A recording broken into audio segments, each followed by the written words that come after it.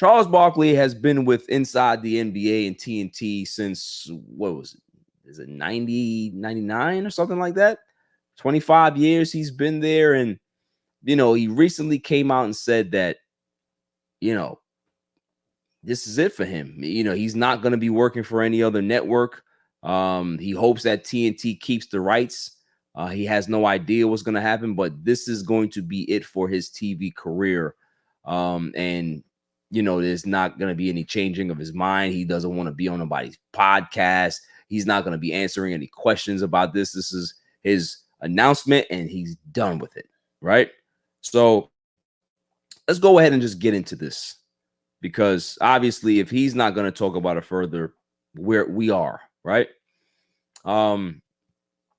Charles Barkley came onto the scene as a media guy and really changed the way that things were covered. He was very different, very frank, and kept it honest, and didn't really care how players thought, and really made sure that he got his point across. And I think his style really changed the way that we see coverage, really changed the way that we view sports in this bubble, right? Is that you can be able to be objective and not have a personal vendetta, right?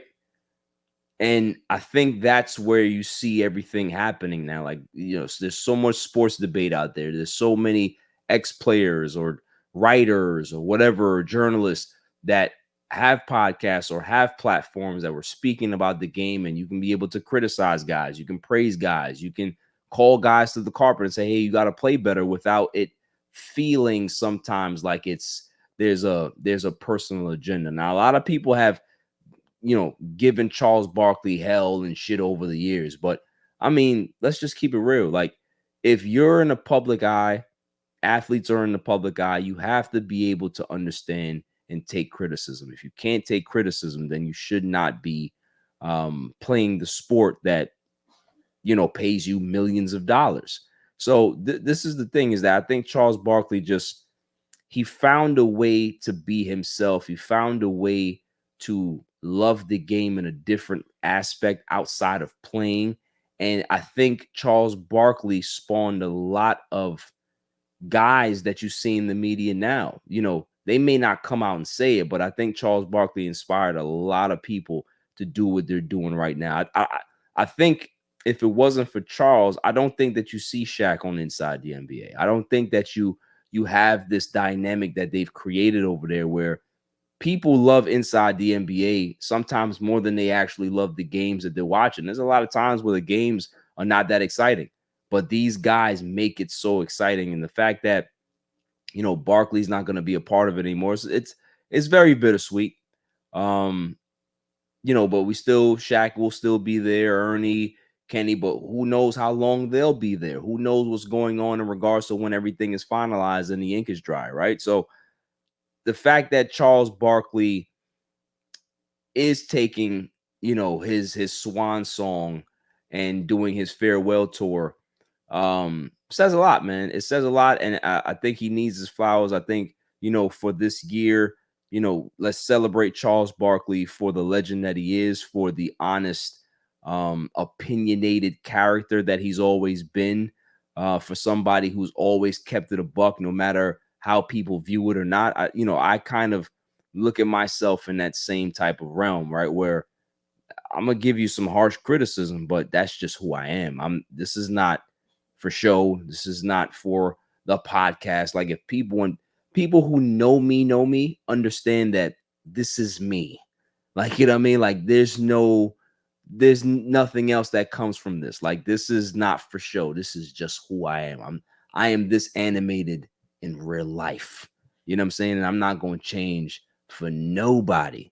So if anybody wants to give me a bag at some point, this is what you're getting. You know what I'm saying? I'm not going to be cookie cutter. You're not going to make me do something that I don't want to do. Nah, this is why I have my own platform. This is why I'm going to continue to grow my own platform, because I don't want to do that song and dance. I'm not chucking and jiving. So the fact that Charles stood on his square, made sure that he wasn't going to be that guy to do that. Shaq, Ernie, Kenny, you know, it's just it's a beautiful thing in regards to how they're going to go forward and see who actually replaces Charles and how they go into space and how the chemistry is going to be. It's going to be a lot, man. It's going to be a change. Bittersweet, but like I said, I think when we hear that NBA on NBC theme, we're gonna forget. We're gonna forget everything. That's what we're gonna do. We're gonna literally forget everything, man, because that theme was fire. I don't care what nobody want to tell me. That was the hardest theme in sports. When you heard that NBA Finals theme, and you had Bob Costas, he was doing the intro. It was fire. It was fire.